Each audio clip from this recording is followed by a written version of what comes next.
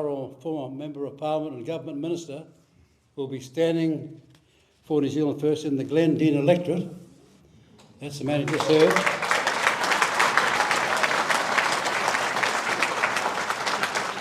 I'd also like to welcome current sitting New Zealand First MP, Dr. David Wilson.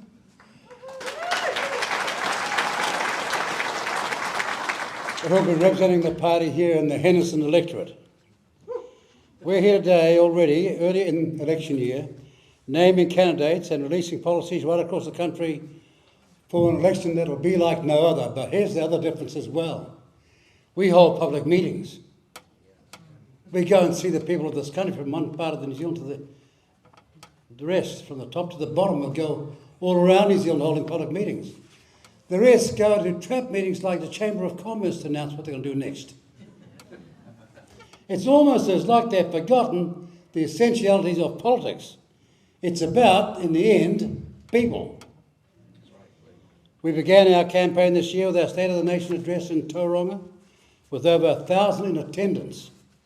And we've already been campaigning around the country, packing halls on the West Coast, of all places, the foundation province of the Labour Party. In fact, we went to a meeting in Blackpool and we asked, when was the Labour Party last here? And one guy, an old guy, put his hand up. This is the place where the Labour Party started in 1916.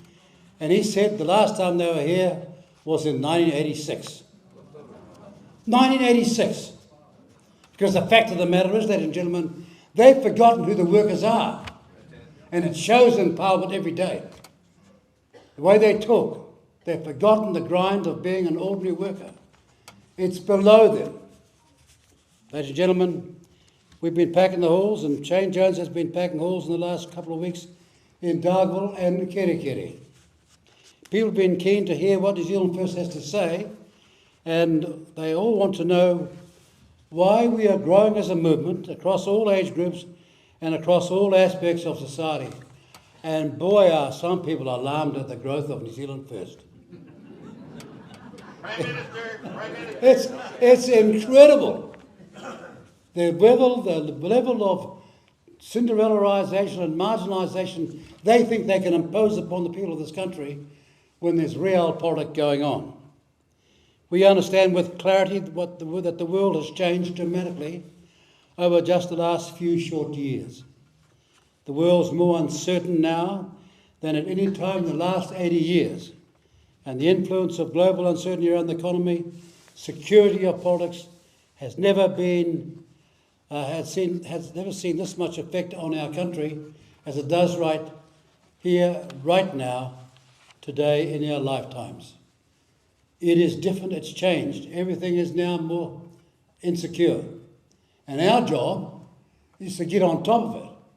Our job is not to speculate, but to use all of our experience and the best knowledge we've got to make sure we survive this experience and come out on top, as we've done in past times. We understand that is why we are here, and this will be a long campaign through to November this year. Kiwis want to know and need to know how their next government will deliver the policies and people that are needed to change this uncertainty into certainty and delivery of what matters most to hard-working Kiwis that just want to get a fair go and help build a future for their children. Now, are you the kind of person who likes being self-punished? Well, you had to watch Q&A this morning. Did you see it? Well, you're the lucky ones. Anybody see Q&A this morning? Well, what do you think of Hipkins' performance when he was asked what your policies are? He says he's going to wait till the campaign gets underway. He wants to wait till the budget comes out. Till the budget comes out, the darn budget's been written by him, and their profligate $60 billion of expenditure during COVID, where $30 billion didn't even go to the COVID cause in the first place. $30 billion went missing. And they want to know why it's difficult to run this economy? Well, we're loaded with debt, but the main guilt people for doing that were Pipkins and his crowd. But he's on there this morning, and there's Jack Tame, let him get away with it. Of course, they know how to do the vowel sandwich, don't they? These long words like wheelbarrow to explain everything. And you're sitting there thinking, goodness gracious me, we may as well immigrate to some other country. But we're not going to do that. Guess why? This is still the greatest country on earth. That's right. It's just the political leadership that's let us down. And you might say, Mr. Peters, you've been there for a long time. Well, you're quite right. But when have I had the tools to do the job? When we've had the tools to do certain things, we've saved the superannuitants. We've saved super. We've saved New Zealand Railways. We've saved the down ferries. We've got a defence system. We've got a defence force being rebuilt now, owing everything to New Zealand first. It was us who have done that. But we're saying in this campaign, look, you've given the rest 40 years of experimentation. How about you give us a go? Come on. At least this is not our first, second, third or fourth rodeo. With the other clowns it is. And it shows. I don't know which end of the horse to get on. Ladies and gentlemen, above all else, New Zealanders are wanting their government to provide stability, experience and a plan that will give the millions of Kiwis hope and belief as a country that will not only survive but thrive like we once did when we were number one in the world. And there are some people here who were born at that time. When we were voted in 1952 the number one country in the world. Greatest economy, greatest democracy. With half the population we've got now. Every difficulty we've got now was worse back then. Oh, and there's one other thing, mind you. Most of them in Parliament hadn't been to university. Maybe that's what's wrong. You got too many academics who don't know how to organise a school tuck shop. No, it shows, ladies and gentlemen, I watch it all the time. They got no idea how money works. And they demand to be, well, like Chloe Swarbrick, she wants to be the next Minister of Finance. This is gobsmacking stuff. Mind you, when you ran as a teenager to be the mayor of the biggest city in Australasia, which we are in Auckland, the biggest municipality in Australasia is Auckland Super City, and she ran to be the mayor. And a whole lot of people thought she was qualified to run the darn place. Now, one of the cities a mess. I said to Wayne Bowen when he went for the job, poor Wayne, you got one hell of a job here, mate. Because there's so many things that have gone wrong. Because there have been too many people who've been amateurs there, like Phil Goff. He should have stuck to foreign affairs and kept his nose out of other parts of the operation. And the moment he got his nose out, I had to sack him. Incredible. We have reason to believe that we can be a world leader again. New Zealand First has a plan. We'll announce some of those policies today. And we have the policies and we have the people. We just need you to give us the tools and we will finish the job. We're not asking you to believe us. Look at what happened when I took over from KiwiRail. KiwiRail was in a right mess. They went out and bought 2 new ferries. Massive ferries. All that story is all written already in a place called Tasmania, where they went out and bought some ferries, 2 ferries. They got so big they didn't have any infrastructure. They're there now in Tasmania, have been there for 15 months. They can't use them. And we were headed on the same path. We ordered them in May of 2020 to buy 2 new ferries for $401 billion. And when I came back, they had bought 2 new ferries, all right, not for $401 billion. No, they had bought 2 new ferries, massively upsized them, so much so that they would have to totally rebuild the infrastructure. So the ferry project would be then so much for the ferries. For every $1 for the ferry, there was $4 for the infrastructure.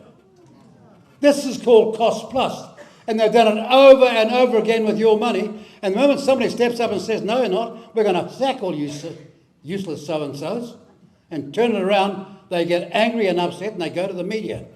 But you've seen it all the time. So they went to buy 2 ferries, ordered them much bigger than they should have been, and then infrastructure was going to cost not what we set out to do, at about $1.5 billion. Treasury said it was passing $4 billion by the time we got back. So we stopped it. Got 2 smaller ferries. We're on track and we're going to save you $2.3 billion. But these people are such liars.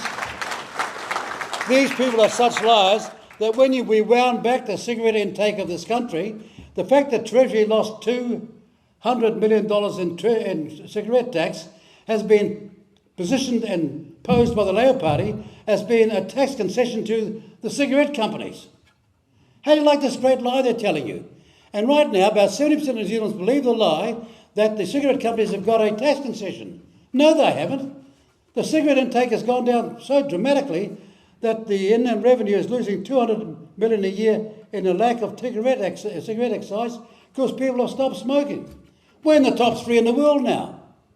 And uniquely, being a massively diverse country, knocked out the other two in Scandinavia, we have a similar culture, almost the same people. No, with our massive diversity, we are number 1 in the world.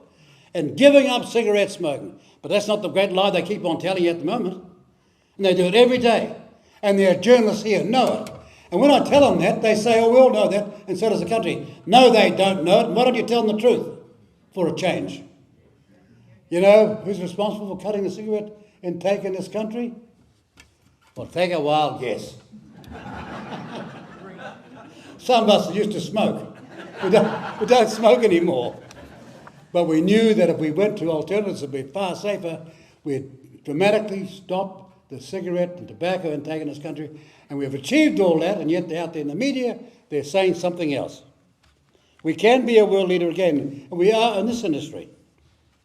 When we saw the mess beginning in 2021, we resolved that we had a mission to get back into Parliament, and we always knew it was going to be a 2-election campaign.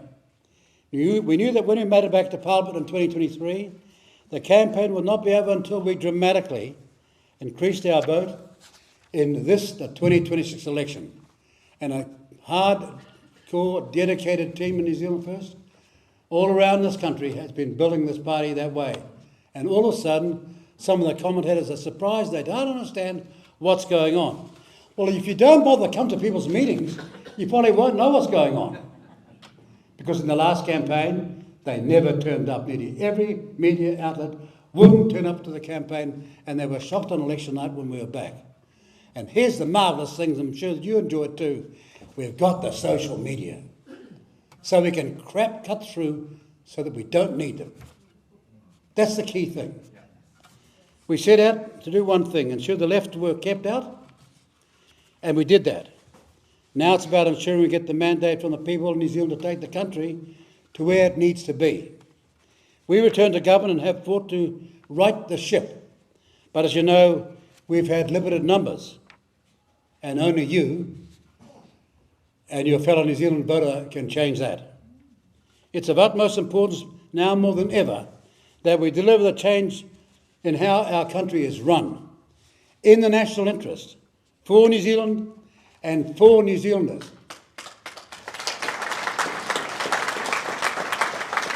You know, after 40 years of failed left and right-wing experimentation, only New Zealand First, with your help, can do that.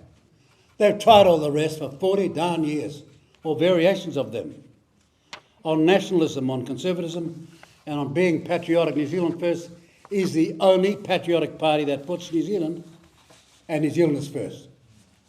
Watch very carefully on all these international matters. Which party makes a stand for where New Zealanders think and believe as against the rest?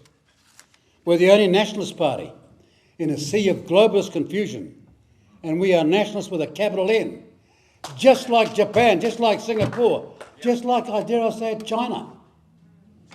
Dare I say it, like every smart country. They're nationalists.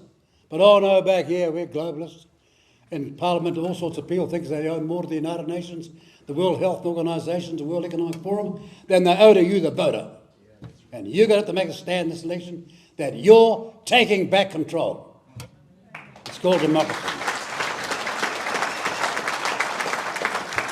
We're the only party looking to the future, protecting our country and our people, and putting our interests first.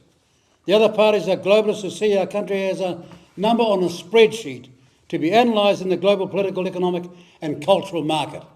Oh, and they can't wait to go and get those globalist jobs, can they? They can't wait to get a globalist job as though this country's not good enough. It's breathtaking how many overseas decisions they would impose on New Zealand without any consultation with you, the New Zealand people. We believe that decisions about our country's future should be made by the people of New Zealand, not by some globalist unelected bureaucrats in the United Nations, the World Economic Forum, or the World Health Organizations. Other parties might cower to their influences, but we do not. But more importantly, to make sure it didn't happen, we've had to write this into our coalition agreement. Because we don't, the first chance they get, they relent to type. We have fought these battles from day one in this government, and we'll go on doing so. And over the past decade or more, New Zealand has seen our country swing to the far woke left, being influenced by the woke communist cultural Marxist who would sooner see our country go broke for the sake of political correctness and ideology than stand up for what was once proud Kiwi traditional values. Make no bones about it. When there were political scientists getting off ships back in those days in the 1950s to study this wonderful country, they couldn't believe how we were that successful. But it was because we had a democracy that worked, where politicians came from the people and never forgot who put them there. Many, of course, have been through a Great Depression, knew what poverty smelt, tasted and felt like. And they've been through a war, and they decided they're going to do something for their country, and they did. It didn't matter whether they were Labour or National, they were so similar then. But this present crowd, you'd think that the last country they want to represent is New Zealand. Those out-of-touch bureaucratic left leaders who would rather live in crap than let the world see them use a shovel. One more time. They'd rather, these leaders, live in crap than have the world see them use a shovel. Their cultural Marxism has spread like a cancer throughout our society, in our political system, education system, our schools, government departments, and has been let to seep into everyday world in this country. For goodness sake, we heard the recent case about the Northern Club. I was talking about them teaching tikanga as being part of our law. Now, I'm from a Maori background. I began as a young Maori lawyer when there weren't any Maori lawyers back then. And it was in Parliament when there were no Maori in Parliament either from the general seats. Only 4 of us since 1868. And all that time, only 4 of us. So I know everything about it. But no, they're trying to teach tikanga that Maori law prevails over our general law. One of the great things we've acquired from out of the UK and, dare I say it, out of other parts of the world, our ethnic and our Judeo-Christian background has led us to a system of laws which is paramount in the world, that we all advanced by, and now they want to go back and go to some pre-European age and say that tikanga should be the law, that it should prevail. And any Maori with half a brain knows straight away there's something with that idea. You know what it is? Well, is that tikanga Ngāti Porou or tikanga Ngāpui? Or tikanga the South Island, Ngāi Tahu? Or Tainui, which tikanga is going to be? Or 45 different tikangas. Now see how many lawyers will be able to handle that. Maori or European. No, ladies and gentlemen. It's designed in the same way as that you see out there with John Tamahiri and the Waipaeta Trust, ripping off Maoris everywhere for some Maoris somewhere. $94 million taken from the Maori people and the taxpayer of this country. Has it gone to the Maori people of New Zealand? Oh, no, it hasn't. The highest executive fees of any organisation in this country. Over $500,000 each. On and on it goes, and guess what? The system's so cowed they're too scared to say, hang on, you're breaking the law here. You're a bunch of cheats. And Mr. Tamahiri, if you don't like me saying that, take me to court. Come on.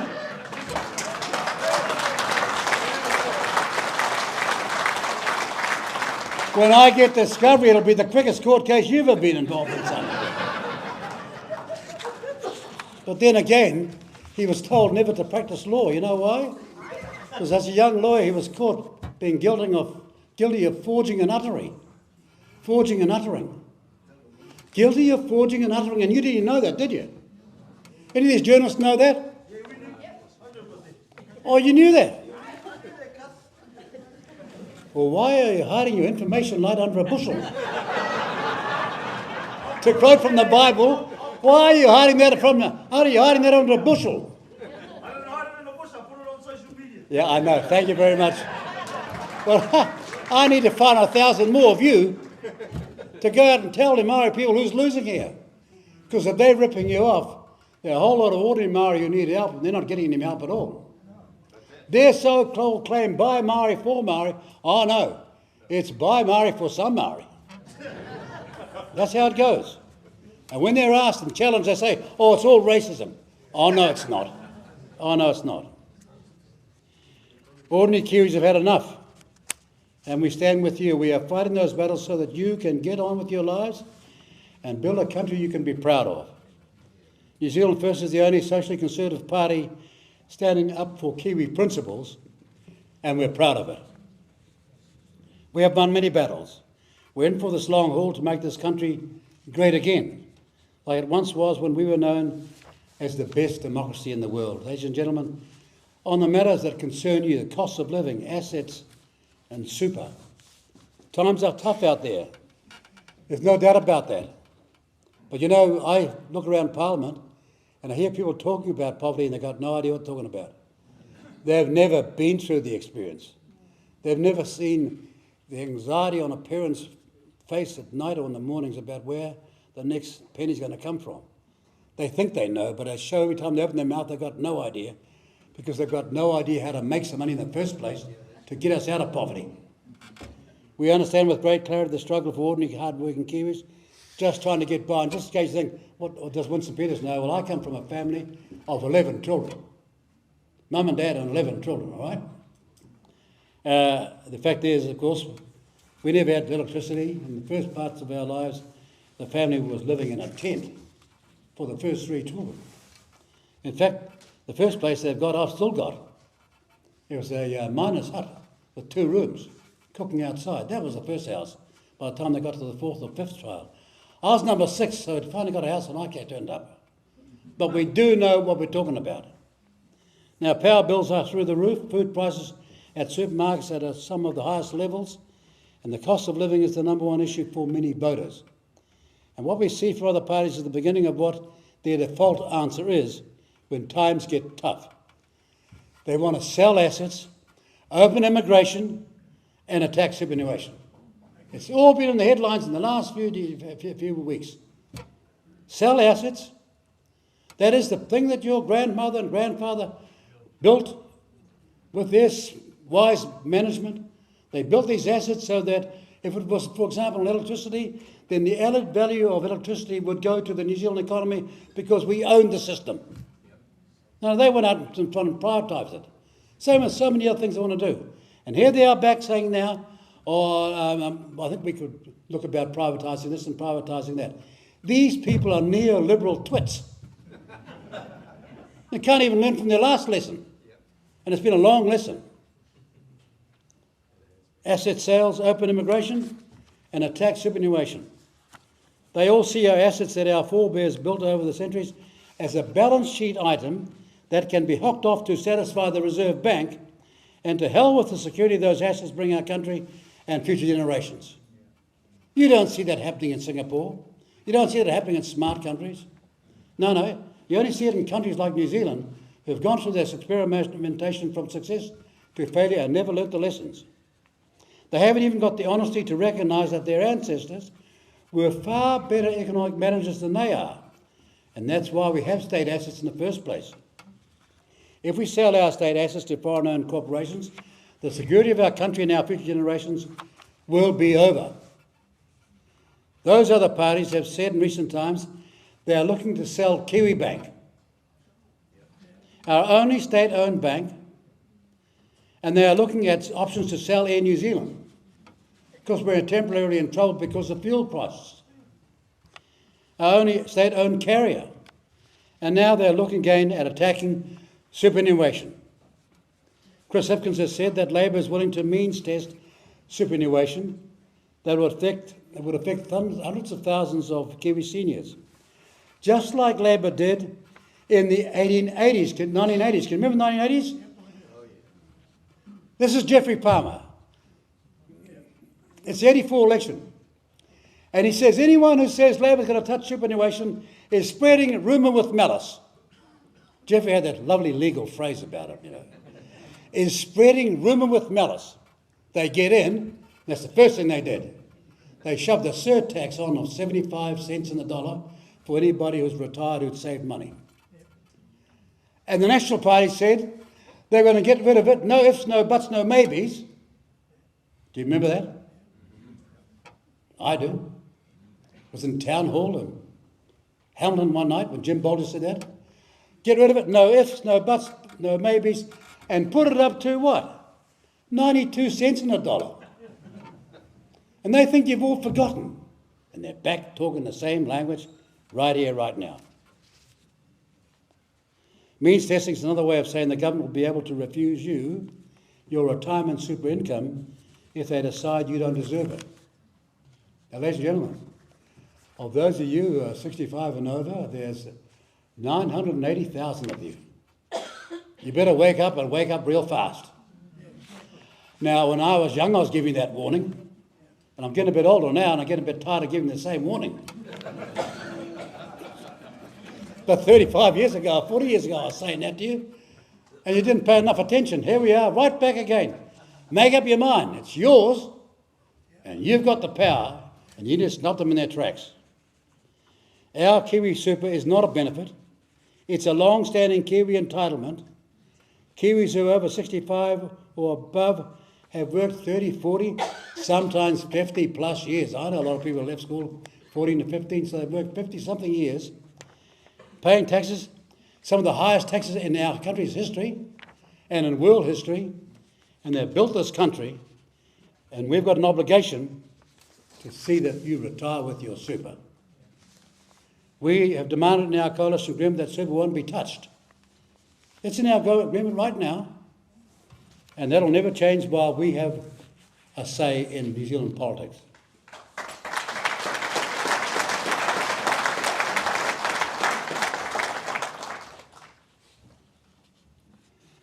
The cheap headline that super is unaffordable is simply nonsense. Super currently sits at around 5% of New Zealand's GDP. About half of what some other countries have is a problem. They're 8, 9, 10, 11%. We're only at 5%. Far below the OECD average of other pension schemes. It is growth in our economy that needs addressing, not taking safe retirement off our seniors. It's the growth in our economy, a lousy 2% or 1%, is not good enough for this country. We need a far better economic plan, like our grandparents had, when between Labour and National, the 40s and the 50s and the 60s, they racked together 5.5% GDP year upon year upon year upon year. And everybody said, how can that country way down the South Pacific, so far away from its markets, do so well? And they were actually stunned that the Minister of Labour had this phenomenal memory, because he knew the name of every unemployed registered person. They thought he had an elephantine memory. No, he didn't. There were only 29 of them. You're laughing, aren't you? There's hundreds of thousands now, but only 29 back then. You see how it was back then and now we were successful? Why did we change? Because along came these neophyte liberals with their ideas and said, oh, if you do this, this will happen. If you do that, that will happen. All massive experimentation. You remember Roger Douglas? Right? Gets in with his ideas, a total economic revolution. When the share market crash happened 3 years later, of the world's worst 10, we had 6. And of the world's worst 4, we had all 4. Why are people obsessed with buying houses in this country? Because they can't trust the rest of the market, because of the way these people fouled it up. That's why people are so obsessed with buying houses in our country, even after all these years, 40 years later. Ladies and gentlemen, it is affordable. Super is an entitlement for seniors who have worked to build this country through decades of paying taxes, sometimes through periods of the highest taxes in the world. Now, here we go. It is so typical of the mainstream media. I brought this along not to tell you how the cost of this rag's getting out of hand,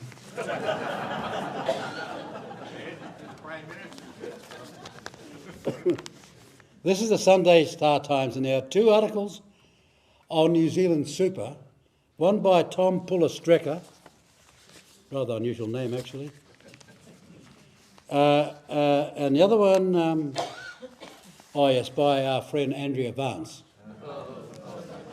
Had a slight problem with the with the Media Council recently when we went there and made a complaint and won. And a further article by Liam Dam in the New Zealand Herald today. Here it is here. A political football that ignores economic reality. 3 articles, all right, on this issue. You know what's stunning about that? In all 3 articles, they make out that there's an affordability problem even though the cost against GDP is around 5%. But here's the rub, and I'm sure you're remembering it yourself. Do you remember a thing that was called the Cullen Fund? Oh, yeah. And why it was started? We'd start saving over here, invested, and sometimes those investments will bring in 25% a year. It was a world #1 leading fund. Well, it started over 2 decades ago, and it was designed that when we had peak problems of demand for super, we had access to fund to smooth out the cost to the current New Zealand taxpayers. You all remember it very well? Well, you know what it's up to now? 86 billion, designed to smooth out the predicted time of high costs of our national super. And it's not even mentioned in one of those 3 articles. These are bull dust articles. I can't use the BS ones, but it's total BS, and you leave out, if you've got a concern about the cost, that you've got the side fund to smooth out the cost, and it's already got to $82 billion and rising. How could these people be claimed to be experts and miss that? Or is it that they are so biased they can't bring themselves to do the work they needed to do for a balanced article? All 3 of them. Oh, and by the way, this is how I describe somebody. In New Zealand, we have this one guy with his own political party who has built a small but dedicated support base by making immigration a big issue every election year. That's him. This guy with hands in his pockets. Probably playing pocket billiards when he wrote the article.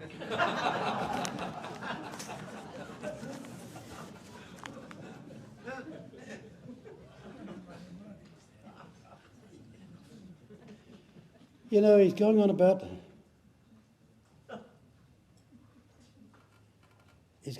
this issue of population, but he also mentions retirement and super as something that needs a discussion, but not for the time being. But there's it there, and then he goes on to talk about what he doesn't know about immigration. That's stunning as well, because you'll hear in my speech why they don't mention those facts. It's clear as daylight these other parties intend to misuse that fund, cash it up. They'll cash up the Cullen Fund and attempt to balance their own budgets. That's why none of them mention it.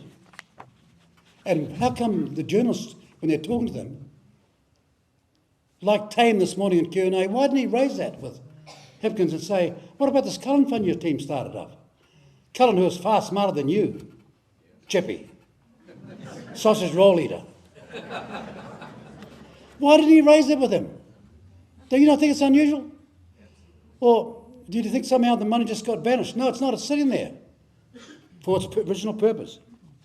Let's tell you right here, right now, no government with New Zealand First will be selling our assets. No government with New Zealand First in it will be selling our assets.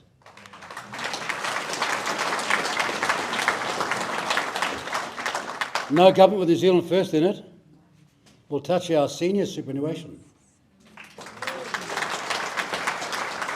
There will be no means testing, no eligibility, age increase, no indexation.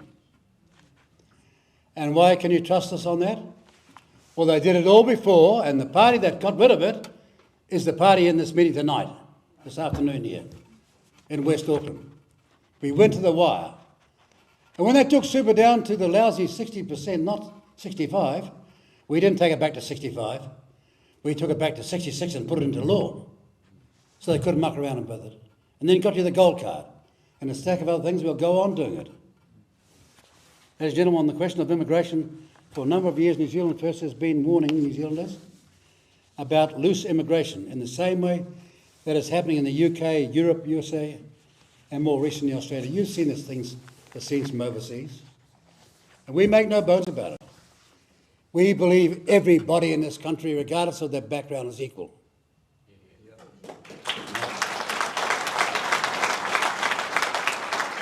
When you come to our country, you get the same rights as somebody. If you're here legally, you get the same rights as somebody who's been here 1,000 years. That's the way equality works. But we've been warning since a long time out about unfettered immigration being used as a crutch for the economy and failing the workforce planning for our own people. Just bringing in others when we should be training and employing our own first.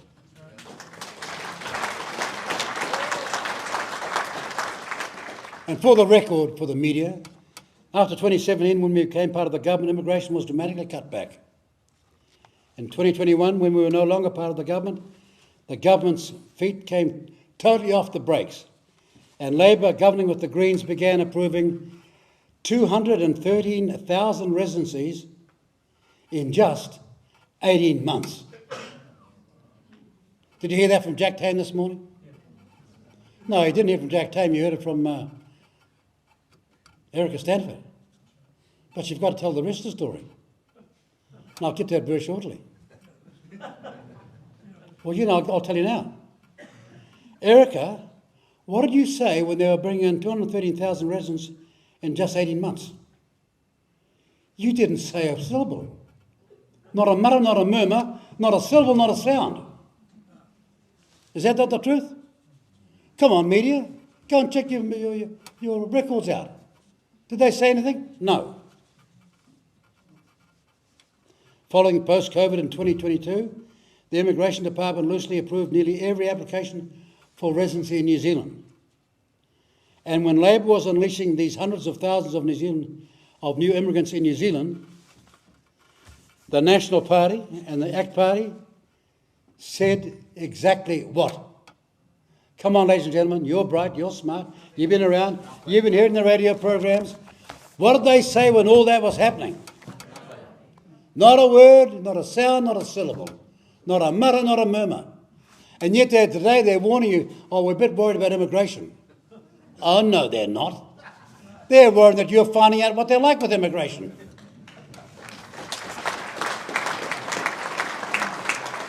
Now, I don't want to push the Bible too hard here, but it does say in the good book, by their deeds you will know them. Come on. Not what they're saying now. Oh, look, Mr. Luxon, he made a speech the other day as a leader of the National Party talking about his concern about immigration. Wow. When did he get this 11th hour experience? This road to Damascus epiphany. When did they discover that? Or Seymour.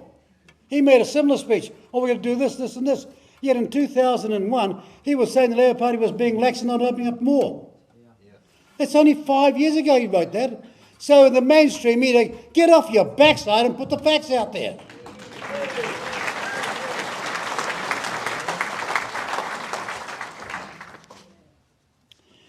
Mr. Luxon made his speech as National Party leader, and I'm responding as New Zealand First leader. This is not a coalition breakdown. No. It's about politics in the next election. For those people in the mainstream media who can't understand the difference. We need immigration to New Zealand. We always have. It's been an essential part of our history. But this should be smart, controlled immigration policy. Bring in immigrants who we need, not who need us. That's right. And all over Asia, that's precisely their policy. You find me any party anywhere in Asia that doesn't believe what I just said. Bring in people who you need, not who need you. The fact is, half of all New Zealand citizens who have moved to Australia, listen to this, half of all New Zealand citizens who have moved to Australia were not born in New Zealand. You get a feeling you're being used as a country? I do, because I warned about that way back when Helen Clark was doing it, and we ended up with our special relationship between New Zealand and Australia ending when she and John Howard said it was all over in 2001 because of their careless immigration policy. And here we go again. It will always bring the inevitable navel-gazing by the other parties who would rather fill gaps in our economy and workforce with migrants than train and maintain Kiwis and protect the Kiwi dream. The fact is, half of all New Zealand citizens who have moved to Australia, as I said, weren't even born here. They've often left their parents here for us to look after whilst they've vanished to Australia. All at our cost. And then every time you raise a question about that, they shout, oh, he's a racist. Oh, no, you don't.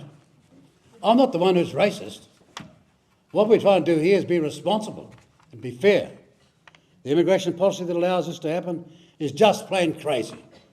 Oh, and by the way, the first Indian to ever get a knighthood in this country, guess who gave him that?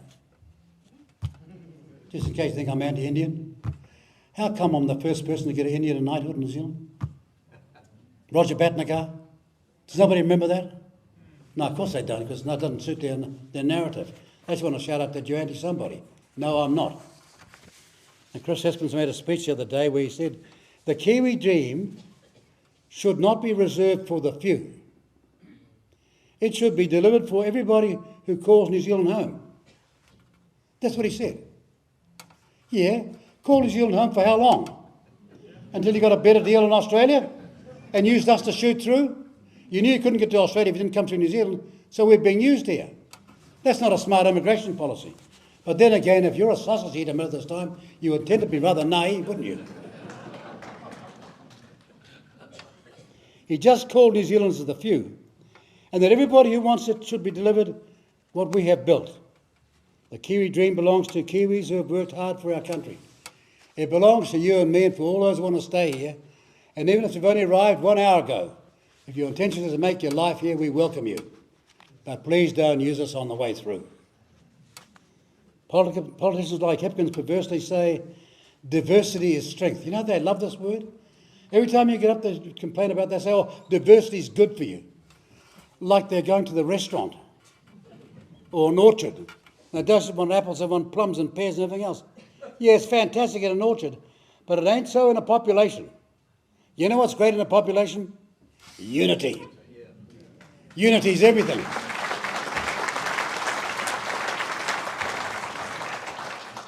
So the choice is in your hands, not the hands of the retail globalists like Hipkins.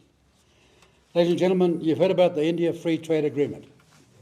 This is a breathtaking exercise, dimensionally, because as the months and weeks unfold from here on in, you're going to find out some things that you're going to be dramatically concerned about as to the nature and character and the intensity of, not misunderstanding, wanton misunderstanding in our political system.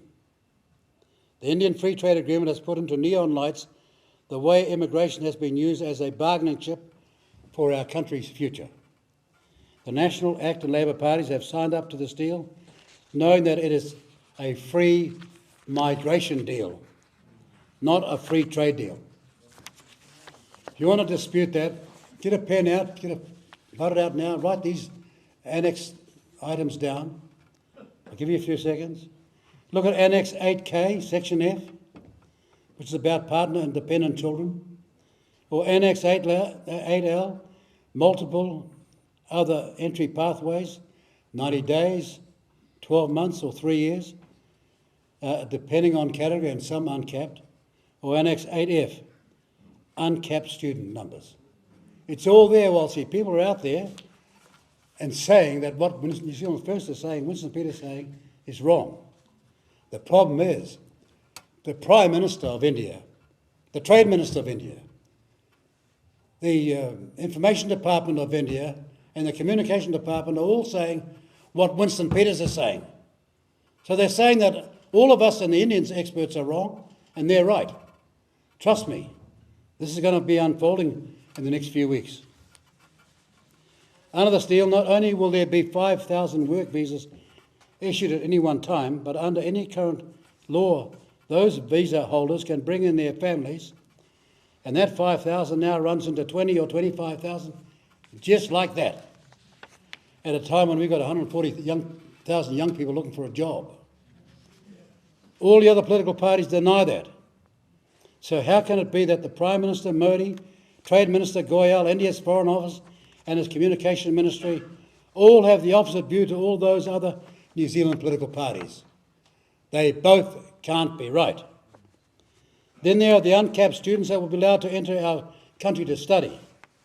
These uncapped number of students under this agreement have a guaranteed right to work 20 hours a week, up to 25 hours, in addition to a right to work for 3 years post-graduation. Ladies and gentlemen, that's not export education. It was their economy that was meant to be paid for them student costs in New Zealand. Now our economy is paying for their student costs in New Zealand. See how they perverted export education? It's an absolute distortion of what they started out to do. Your economy is now paying for these students to be educated, and our economy, as I say, is going to suffer when they start remitting money back home. It'll be huge. None of these details are being gone into by these other parties. Why? Because they're scared of the Indian vote. Just like that. Funny thing, they should think that though, because there's a stack of Indians who are not very happy with this at all themselves, and have told me so. Smart Indians, bright Indians said, Mr. Peters, this is totally wrong. If you are all sitting there and thinking about those jobs those visa holders and students will be taking in this time of high unemployment, your question is right. And the most important one that National Act and Labor all need to answer, they need to answer it now. Last week in the House, Labor was asking questions about the number of unemployed youth, and yet they support the FTA that will guarantee an increase in an uncapped number of foreign students taking your kids' jobs. It's that clean. How can any of them reconcile that? And how can the mainstream media reconcile that as well? No free trade deal in the history of New Zealand has included immigration as a condition. Never. So why has National Act and Labor allowed this to occur right here, right now? What is worse, there are a number of other clauses in the agreement that have no place being there. I'll tell you one. The UN Declaration on Indigenous Rights is in this agreement. Got nothing to do with it whatsoever. And when I made that complaint, they said, oh, it was in the other agreements. No, it wasn't. Not like this. Categorically, it should not be there. Willie Jackson will love it. Well, if somebody gets a crayon out and describes what's happening, yes.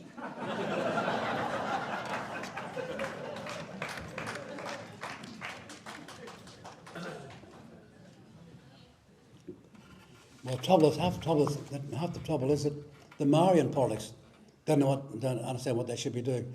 It was the party Maori, when I was originally raising these concerns, who opposed me and said, we should be going to the airport and giving them a porphyry of welcome. That's what the party Maori said. Can you believe the people who are going to suffer the most will be Maori? But no, that's what they said. That's how naive they are. Guess why? Because they've been to university. Forgotten what it was like to be poor, trying to get your first job. And by the way, you would have seen reported in the last few days that work is underway right now to remove the references to the principles of the Treaty of Waitangi in legislation. We're the ones who have demanded to do that, and guess why? Because we see no benefit in having all sorts of clauses that hamstring the massive progress of all people in this country, including Maori, for a few Maori who want to rewrite history. If the most greatest scholar Maori ever had in law, a man called Apa Ngata, thought there were no principles in the Treaty of Waitangi, then nor do I. I trust him. I trust Buck and Paul Maori and Carroll, these famous Maori leaders of the past, who understood what the treaty was about until this new bunch came along and went off to Auckland University, sociology department, and thought they'd rewrite the law themselves.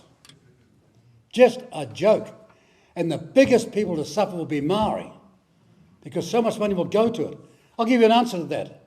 You take Maori radio and Maori TV. If we'd have spent Maori radio and TV money all these years on Maori housing, there wouldn't be a Maori family without a house now. That's the truth. There wouldn't be a Maori or a Polynesian family without a house now. They've spent billions. Seen any value for it? It's astonishing, really. You know, they dance around there when we go to Waitangi and they're doing all this kapahaka stuff. And I'm looking at them and I think to myself, don't these people know? Who was the guy that gave financial funding to get kapahaka started in our country? Put it on the same basis as the National Orchestra. Do you know who that person was? The person they're spitting and shouting at in Marae. Me. So I think Maori culture, everybody's culture is important. But there's a place and time and place for everything. Not ramming it down our throats. I go to a meeting, they want to have a 2-hour Maori prayer. Yet I never saw them say grace when it came to breakfast. True. You all know it. You know. Well, the great thing about some of us Maori, we've never forgotten our connections. And by the way, you know, when you're talking about this free trade agreement, before we get to it, while we're at it, we've got this Paris Accord. Remember John Key sent Paul Bennett in 2015 across to Paris to sign the accord. And it ends up, they had no idea what it meant, but at the moment it means we're going to have to pay about $22 billion of our hard-earned taxpayers' money to other economies overseas, while we're trying to get rid of net zero. While we're trying to establish net zero. Now let's look at the facts. Around 60% of the world's CO2 emissions, come from 4 countries: China, United States, Russia, and India. New Zealand's emissions amount to only around 0.17%. China just needs a cough overnight and has more effect than all of us for a whole year. Now think about this. There's $22 billion we're going to lose. The minister's getting ready for this budget on the 28th of May. Is she telling you about that? Well, there's a huge debt facing us right here, right now, because of their naive signing up. Now, if 4 countries are occasioning 60% of the emissions already, how's that going to solve the global climate problems? And we need to stop this idealistic flight of futility. So why have National Act and Labor all signed up to this free trade agreement with this clause in it as well? It's in the India Free Trade Agreement. Is India abiding by their side of it? No. No, but we've agreed to abide by our side of it. How stupid can you be? Where has the common sense gone from those who purport to want to lead this country? But this one last thing, and it is this. They not only have signed up to Paris and the $22 billion to go to some other economies, in this free trade deal, they have signed up to, over the next 15 years, invest 33 billion New Zealand dollars in the Indian economy. You feeling good about that? You're now at 55 billion they can't explain. 55 billion is what they've occasioned in their Lucent agreements. And what I want to know about the New Zealand media is, when are you telling those guys to get off your broad half acre and write about that?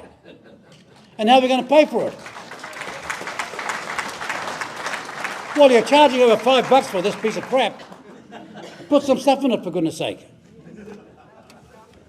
When we are desperate in this country for investment, where we have a $200 billion in infrastructure deficit, we are now going to spend the next 15 years promoting those billions of dollars of investment in a foreign country. Are you now seeing why New Zealand First has been against this deal since day one? It's a frustrating, simple explanation as to why these other parties either know what they are doing or simply don't care, or don't know what they're doing and think they care. But we're the only nationalist party that's willing to go to the wire to protect New Zealand and New Zealand's future.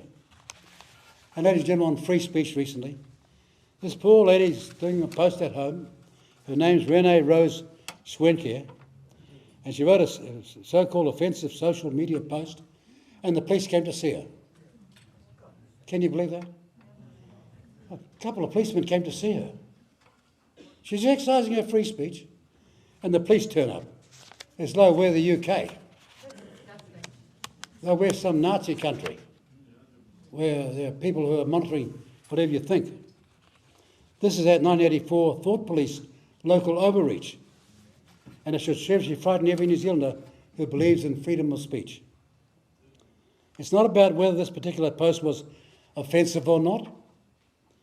There will always be personal responsibility and consequences for people voicing their opinions that are viewed by some as tasteless or gormless or offensive. But those consequences should not be by way of a police visit.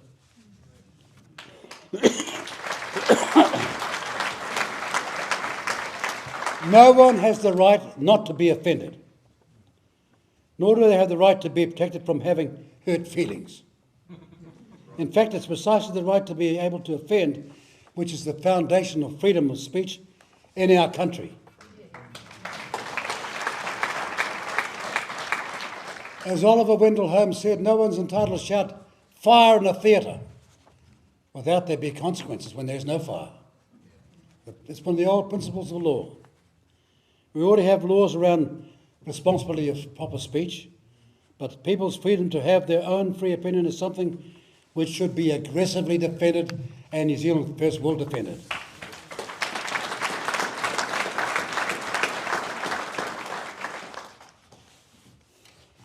In 2026 campaign, this campaign will make a number of policy announcements. But today we're announcing two campaign policies. The first is just plain common sense. New Zealand First is going to make KiwiSaver enrolment compulsory at birth, and there'll be an automatic immediate Crown contribution of $1,000 for every New Zealand-born citizen. This is a once-per-lifetime investment that compounds for decades. This will be the start of the nest egg for something that will be called the KiwiSaver Generation. Universal birth enrolment will ensure every child begins their financial life as a KiwiSaver member, with a meaningful balance already growing on their behalf. It makes plain common sense.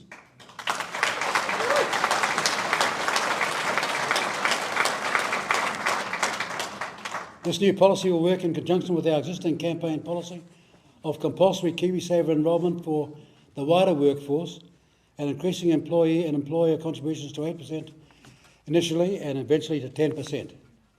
If the travel of direction is a New Zealand, if the travel of direction of travel is a New Zealand where participation is the default rather than the exception, birth enrolment is the logical starting point. So we won't have to start now trying to persuade people. They'll be born, they'll have a fund, they'll start with $1,000, they'll be a saver for life. Establishing membership from day one, normalising savings as a lifelong habit and ensuring no New Zealander enters adulthood without a savings foundation already in place. This policy removes the enrolment gap entirely for the next generation. This policy removes the enrolment gap entirely for the next generation. And we have a second campaign policy to announce today. New Zealand First will be buying back the BNZ Bank.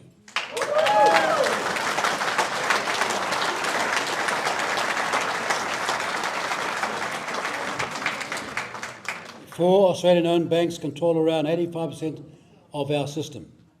They lend our deposits back to us at margins that are materially higher than those earned by their parent groups in Australia.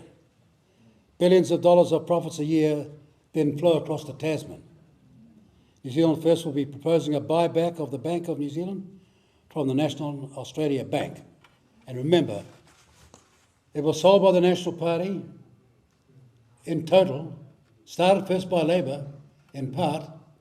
Labor started in April of 1987 and National completed the sale in November of 1992 of the privatisation of BNZ. And they sold it to the NAB for 1.1 billion Australian. Or today, Australia with inflation, 3.5 billion. The next thing the media are going to start shouting out, what are you going to pay for it, Mr. Peters?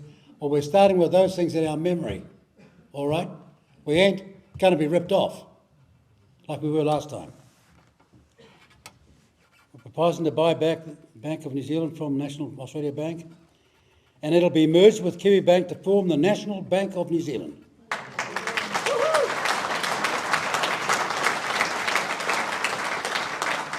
A new NBNZ, a fully grown, Crown-owned, commercial-run, systemically significant domestic bank with the scale of genuinely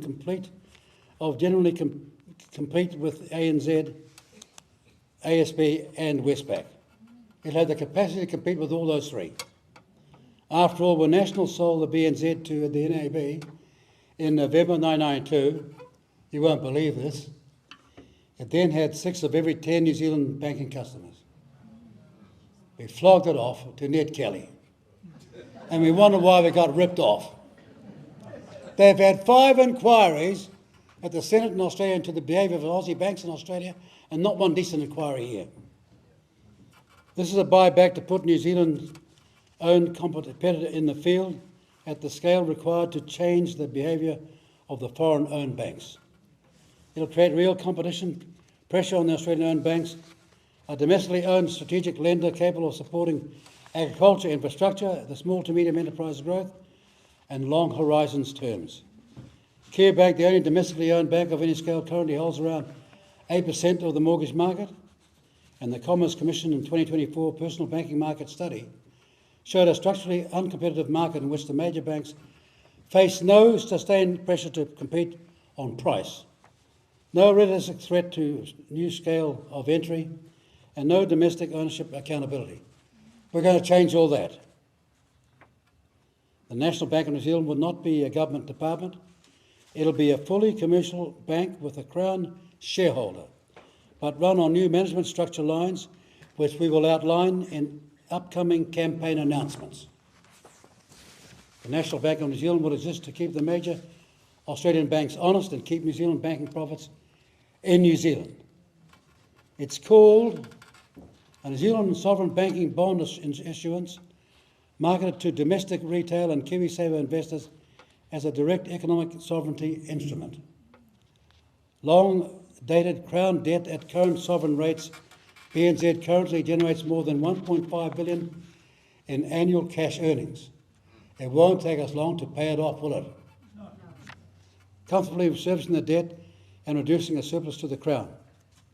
A limited tranche of NZ Future Fund and ACC investment structured as a commercial equity at arm's length and at a market rate of return, and the retention of KiwiBank's existing capital base.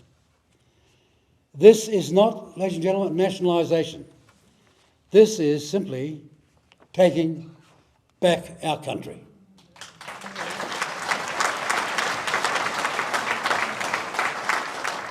And Crown-owned commercial banks operating at scale are not radical. They're normal and serious economies. Singapore, Norway, Germany, Canada, France all have large-scale state-owned banks that have serious stakes in the market. We're the outlier, and we need to change that. New Zealand built the BNZ, Labor and National sold it, now we're going to buy it back. Every dollar of profit it makes will stay in this country, working for New Zealanders. That is what economic sovereignty looks like. That is what real conservatism looks like. That is what real nationalism looks like, and it's what added value in banking looks like. We've been working hard over the past 2.5 years to ensure we have the policies and the plan ready to lead this country in the right direction. We've already announced policies of reforming the energy sector, breaking up the supermarket duopolies, and we have announced today policies that will create real competition in our foreign-owned banking system, and will look after our kids' financial futures by creating a KiwiSaver Generation. We're travelling around New Zealand, packing halls, listening to Kiwis and delivering on strong, bold policies that directly affect them. There'll be many more to come during the campaign. Ladies and gentlemen, thanks for coming out today. Thank you for being here. We have been on a mission to fight for ordinary, hard-working Kiwis who just want a country to be proud of. A country that provides opportunity for you and your families, that gives you hope for a better future. We must not lose sight of how far we have come on this long, hard road of recovery. It hasn't been easy, but the things in life worth doing are never easy. We must always choose the harder, right path over the easy, wrong path. It's what will build the character of our country. It's what will build a country we are proud of. We must never forget that challenge. We must never give up what our forebears fought and died for. We must never stop believing in ourselves or our mission. We must never stop believing in New Zealand. That's our vision and our mission. And we are asking you to give us the tools so we can finish the job, to protect and save this great country that we're so proud to be members of. Thank you very much.